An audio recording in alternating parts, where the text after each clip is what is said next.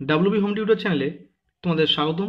আজ আমি তোমাদের দশম শ্রেণীর কোষ থেকে 14 অর্থাৎ অংশীদারি কারবার অধ্যায়ের অঙ্কগুলিকে খুব সহজেই বোঝানোর চেষ্টা করব। তো যারা এখন আমার আগের পার্ট দেখোনি, এই ভিডিওর নিচে ডিসক্রিপশন বক্স থেকে তোমরা আগের পার্ট দেখে নিতে পারো, কিংবা চ্যানেলের প্লেলিস্ট সেকশনে গিয়ে সেখান থেকেও তোমরা আগের পার্ট দেখে নিতে পারো। তো আমি আগের পার্টে 9 পর্যন্ত অঙ্কগুলিকে খুব সহজেই বুঝিয়েছিলাম। এখন 10-এর অঙ্ক কি বলছে দেখো। নিয়ামত চাচা ও করবী দিদি যথাক্রমে 30,000 টাকা ও 50,000 টাকা মূলধন নিয়ে যৌথভাবে একটি ব্যবসা আরম্ভ করলেন। 6 মাস পরে নিয়ামত চাচা আরও 40,000 টাকা লগ্নি করলেন, কিন্তু করবী দিদি ব্যক্তিগত প্রয়োজনে 10,000 টাকা তুলে নিলেন। বছরের শেষে যদি 19,000 টাকা লাভ হয়ে থাকে, তাহলে কে কত টাকা লাভ পাবেন হিসাব করে দেখি। দেখো, নিয়ামত চাচার মূলধনের পরিমাণ কত? 30,000 টাকা। করবী দিদির মূলধনের পরিমাণ কত? 50,000 টাকা। কিন্তু 6 মাস পরে নিয়ামত চাচা আরও 40,000 টাকা লগ্নি করলেন, অর্থাৎ যোগ করলেন। তাহলে 30,000 টাকা ছিল, তাহলে 30,000 টাকাটা কমাস কেটেছে 6 মাস, আর 30,000-এর সঙ্গে আবার 40,000 টাকা যোগ করেছেন, অর্থাৎ 70,000 টাকা কমাস কেটেছেন বাকি 6 মাস, কারণ মোট আমার 12 মাসের হিসাব। আর করবী দিদির দেখো, প্রথম 50,000 টাকা 6 মাস কেটেছে, আর ব্যক্তিগত প্রয়োজনে সে 10,000 টাকা তুলে নিয়েছে, অর্থাৎ 50,000 থেকে যদি আমরা 10,000-কে বিয়োগ করি, তাহলে 40,000 টাকা। তাহলে বাকি 40,000 টাকা কমাস কেটেছে 6 মাস কেটেছে। তাহলে কি লিখতে হবে দেখো, প্রথম ক্ষেত্রে আমরা কি লিখছি, নিয়ামত চাচার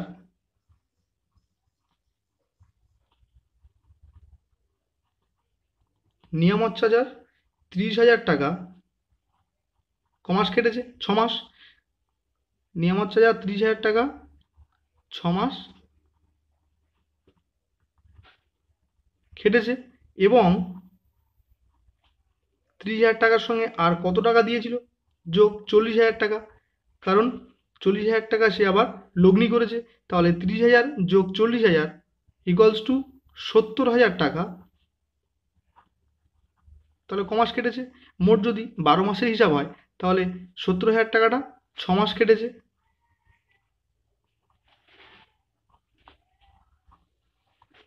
তাহলে কি লিখতে হবে?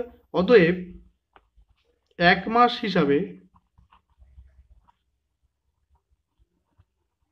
নিয়ামত চাচার মূলধন কত হবে সেটা আমাকে নির্ণয় করতে হবে। 1 মাস হিসাবে নিয়ামত চাচার মূলধন। তাহলে দেখো, প্রথমে 30,000 টাকাটা কমাস কেটেছে 6 মাস, তাহলে কী করতে হবে? 30,000 ইন্টু 6 প্লাস 30,000-এর সঙ্গে 40,000 টাকা আবার যোগ দিয়েছে, অর্থাৎ 70,000 টাকা কমাস কেটেছে বাকি 6 মাস। তাহলে 70,000 ইন্টু 6, পুরোটাকে আমি দ্বিতীয় বন্ধনী দিয়ে ঘিরে রাখলাম। এখন দেখো, 3 × 6 = 18, কটা শূন্য আছে? 4টে, 2 3 4, প্লাস 6 × 7 = 42, কটা শূন্য? 2 3 4 টাকা। এখন দেখো, 40 50 আর এটা 60, 60-এর পরে কটা শূন্য হবে? 1 2 3 4। তাহলে 1 মাস হিসাবে নিয়ামত চাচার মূলধন কত হলো? 6 লক্ষ টাকা। আর করবী দিদির ক্ষেত্রে কি লিখতে হবে? তাহলে কি লিখবো? করবী দিদির প্রথমে কত টাকা ছিল? করবী দিদির 50,000 টাকা, তাই কি লিখবো? 50,000 টাকা কমাস কেটেছে 6 মাস,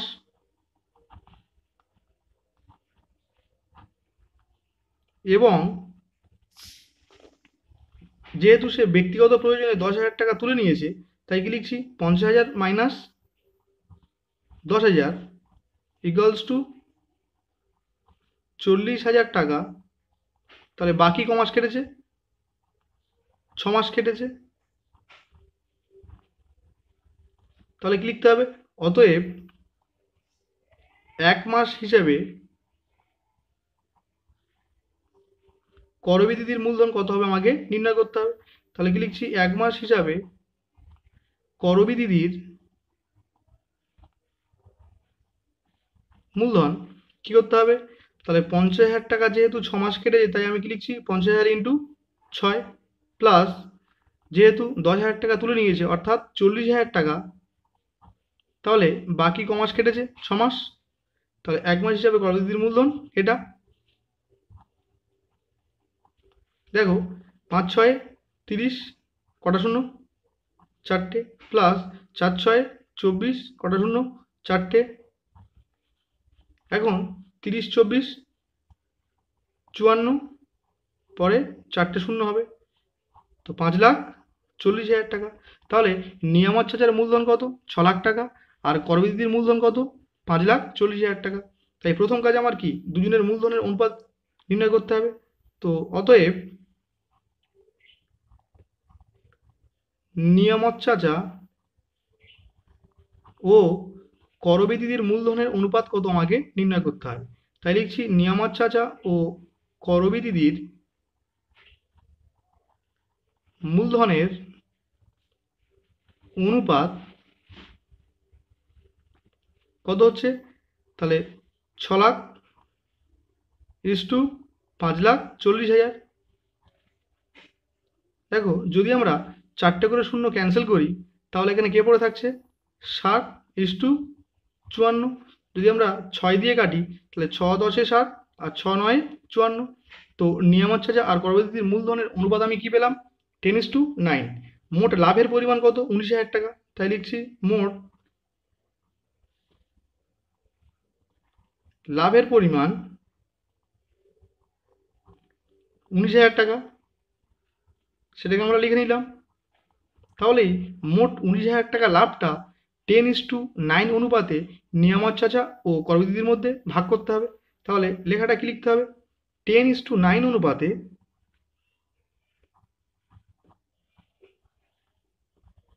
19,000 টাকার মধ্যে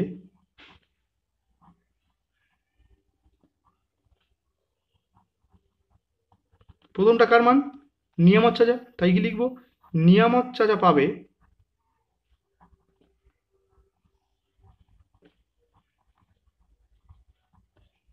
তাহলে নিয়ামত চাচার অনুপাত কত? 10। তাহলে 10 ডিভাইডেড বাই পুরোটা যোগফল, 10 আর 9 কত? 19, ইন্টু টোটাল টাকা কত? 19,000 টাকা। তাহলে 19 এককে 19, তাহলে 1000 হলো। 1000-এর সঙ্গে 10 গুণ, 1 এককে 1, আর 4টে শূন্য বসে গেল, 10,000 টাকা। আরটাকে করবিদিদি পাবে, তাই একই রকমভাবে লিখছি করবিদিদি পাবে। তাহলে করবিদিদির অনুপাত কত? 9। তাই কি লিখছি 9 ডিভাইডেড বাই 19 ইন্টু 19,000, কাটলে কি হবে? 1,000। দেখো 9 এককে 9 আর 3টে শূন্য। তো করবিদিদির মূলধন কত হলো? 9,000 টাকা। আর নিয়ামত চাচার মূলধন কত হলো? 10,000 টাকা। তো এটাই আমার নির্ণীয় অ্যান্সার। এখন 11 অঙ্ক কি বলছে দেখো। বছরের শুরুতে শ্রীকান্ত ও সৈফুদ্দিন 2,40,000 টাকা ও 3 লাখ টাকা দিয়ে একটি মিনি বাস ক্রয় করে চালাতে থাকেন।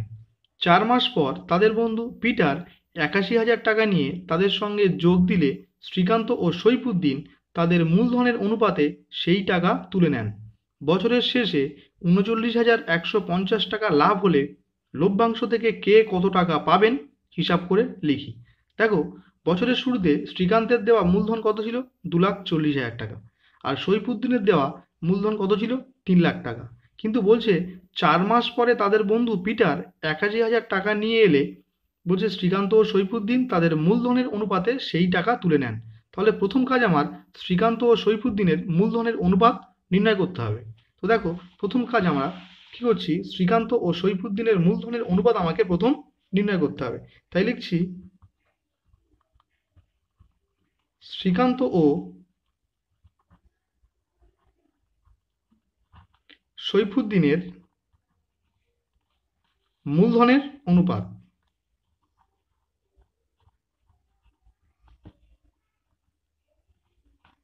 তাহলে শ্রীকান্তের দেওয়া মূলধন কত? 2,40,000 টাকা। তাই লিখছি 2,40,000 টাকা ইস টু সৈফুদ্দিনের কত? সৈফুদ্দিনের 3 লাখ টাকা। দেখো এখান থেকে যদি আমরা 4টে করে শূন্য ক্যান্সেল করি তাহলে এখানে কে পড়ে থাকছে? 24 ইস টু এখানে কে পড়ে থাকছে? 30। এখন যদি আমরা 6 দিয়ে কাটি, 4 6 24, 5 6 30। তো শ্রীকান্ত ও সৈফুদ্দিনের মূলধনের অনুপাত কত? 4:5। এখন পিটারের দেওয়া টাকার পরিমাণ কত ছিল? সেটাকে আমরা লিখে নিতে হবে। তো দেখো, পিটারের দেওয়া টাকার পরিমাণ কত ছিল? ৮১,০০০ টাকা। তাই আমরা লিখে নিচ্ছি পিটারের দেওয়া টাকার পরিমাণ ৮১,০০০ টাকা। দেখো, বলছে পিটার ৮১,০০০ টাকা নিয়ে যোগ দিতে এলে শ্রীকান্ত ও সৈফুদ্দিন তাদের মূলধনের অনুপাতে এই টাকাটাকে তুলে নেন। তাহলে মূলধনের অনুপাত আমার কি হয়েছে? 4:5। তাহলে 4:5 অনুপাতে ৮১,০০০ টাকাটা কে কে তুলে নিয়েছে? শ্রীকান্ত আর সৈফুদ্দিন। তাই লিখছি শ্রীকান্ত তুলে নিয়েছে 4:5 অনুপাতে ৮১,০০০ টাকার মধ্যে ৮১,০০০ টাকার মধ্যে শ্রীকান্ত তুলে নিয়েছে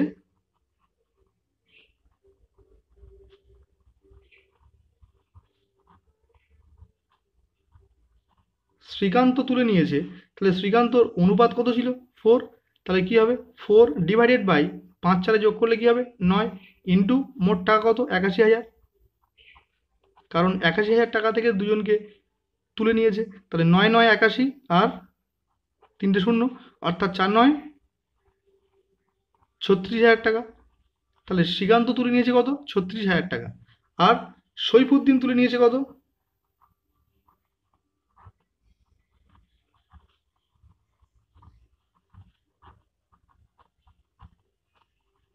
তাহলে সৈফুদ্দিনের অনুপাত কত ছিল? ৫। তাহলে কি লিখবো? ৫/৯ ইন্টু ৮১,০০০। দেখো, ৯ দিয়ে কাটলে কি হবে? ৯ ৯ ৮১, ৫ ৯ ৪৫। তাহলে ৪৫,০০০ টাকা। তাহলে শ্রীকান্ত প্রথমে ছিল কত? ২,৪০,০০০ টাকা যোগ দিয়েছিল, কিন্তু ৪ মাস পরে কত টাকা তুলে নিয়েছে? ৩৬,০০০ টাকা। সৈফুদ্দিন বছরের শুরুতে কত দিয়েছিল? ৩,০০,০০০ টাকা, কিন্তু ৪ মাস পরে কত টাকা তুলে নিয়েছে? ৪৫,০০০ টাকা। তাহলে কি লিখতে হবে? শ্রীকান্তের, দেখো কি লিখতে হবে? শ্রীকান্তের তাহলে ২,৪০,০০০ টাকা কমাস কেটেছে। শ্রীকান্তের ২,৪০,০০০ টাকা ৪ মাস কেটেছে, কারণ ৪ মাস পর ৩৬,০০০ টাকা তুলে নিয়েছে। তাই শ্রীকান্তের ২,৪০,০০০ টাকা ৪ মাস খেটেছে, এবং যেহেতু ৩৬,০০০ টাকা তুলে নিয়েছে, তাই কি লিখছি? ২,৪০,০০০ মাইনাস কত? ৩৬,০০০, অর্থাৎ ২,০৪,০০০ টাকা কমাস কেটেছে। বাকি থাকছে কমাস ৮ মাস, কারণ ৪ মাস আগে কেটেছে। তাহলে ৮ মাস কেটেছে, যেহেতু আমার ১২ মাসে হিসাব দেখাতে হবে। তো এখানে আমি কি লিখছি? অতএব ১ মাস হিসাবে শ্রীকান্তের মূলধন।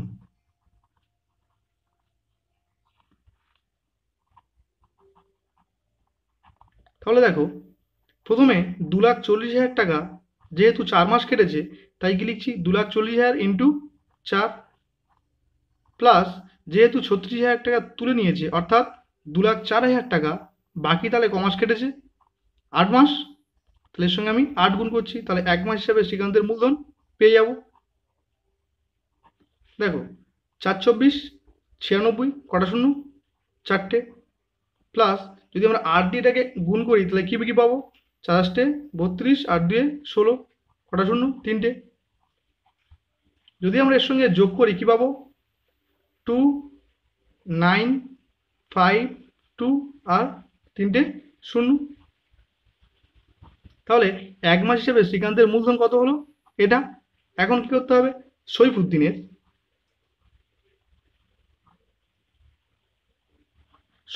কত? ৩,০০,০০০ টাকা। ৩,০০,০০০ টাকা কমাস কেটেছে ৪ মাস, কারণ ৪ মাস পর সে ৪৫,০০০ টাকা তুলে নিয়েছে। তাই কি লিখছি?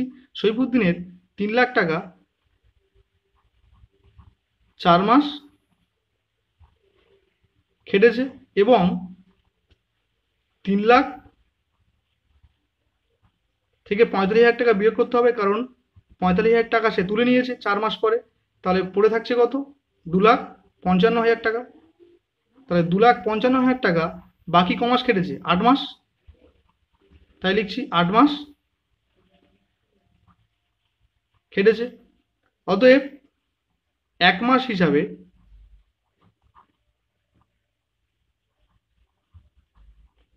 সইফুদ্দিনের মূলধন হবে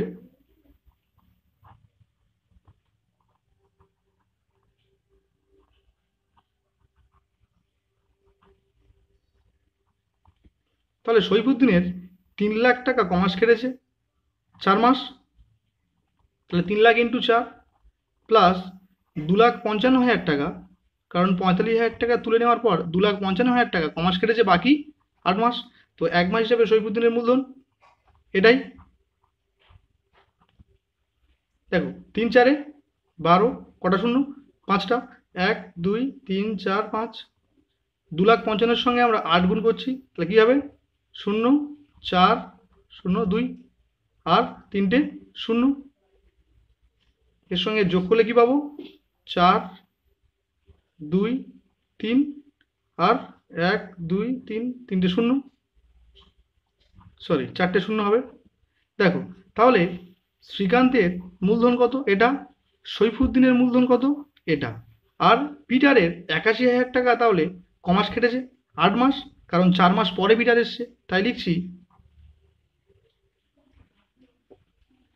পিটারের 81,000 টাকা 8 মাস খাটিয়ে যে পরিমাণ লাভ পেতেন সেই পরিমাণ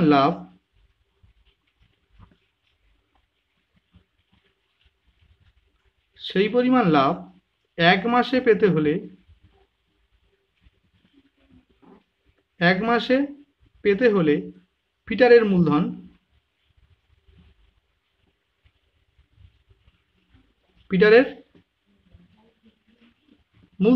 কী করতে হবে? 81,000 ইন্টু কত? 8, তো 8 1 8, 8 8 64 আর 3টে 0। তাহলে দেখো শ্রীকান্তের মূলধন এটা, সইফুদ্দিনের মূলধন এটা, আর পিটারের মূলধন এটা। এখন আমার শ্রীকান্ত, সইফুদ্দিন ও পিটারের মূলধনের অনুপাত নির্ণয় করতে হবে, তাই কি লিখছি? শ্রীকান্ত, সইফুদ্দিন ও পিটারের মূলধনের অনুপাত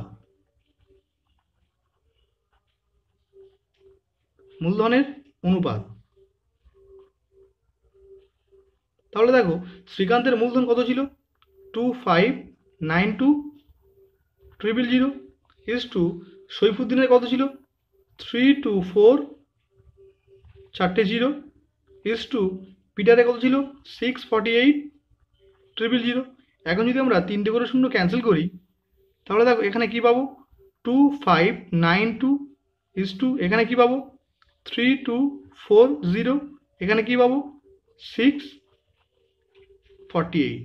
এখন যদি আমরা 648 দিয়েই কাটি, তাহলে এখানে কি পাবো? 648 1কে 648, আর 648 5-এ 3240, আর 648 দিয়ে আমরা 4কে গুণ করলে কি পাবো? 2592। তাহলে আমার শ্রীকান্ত, সইফুদ্দিন ও পিটারের মূলধনের অনুপাত আমার কি আসলো? 4:5:1। আর মোট লাভের পরিমাণ কত? লিখছি মোট লাভের পরিমাণ কত? 39,150 টাকা। এটা আমার দেওয়া ছিল। তাহলে আমার 39,150 টাকাকে 4:5:1 অনুপাতে শ্রীকান্ত, সইফুদ্দিন ও পিটারের মধ্যে ভাগ করে দিতে হবে। তাহলে কি লিখতে হবে? 4:5:1 অনুপাতে 39,150 টাকার মধ্যে প্রথমটা কার মান? শ্রীকান্তের মান। তাহলে কি লিখব? শ্রীকান্ত পাবে, তাহলে শ্রীকান্তের অনুপাত কত? 4।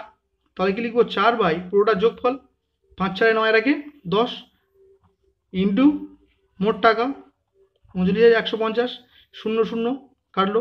এখন দেখো 4 দিয়ে পুরোটাকে গুণ, তাহলে 4 5 20 0, হাতে থাকে 2, 4 1 4 আর 2 6, 4 9 36 6, হাতে থাকে 3, 3 4 12 আর 3 15, তো 15,660 টাকা। এটা শ্রীকান্ত পাবে। আর কি সৈফুদ্দিন পাবে।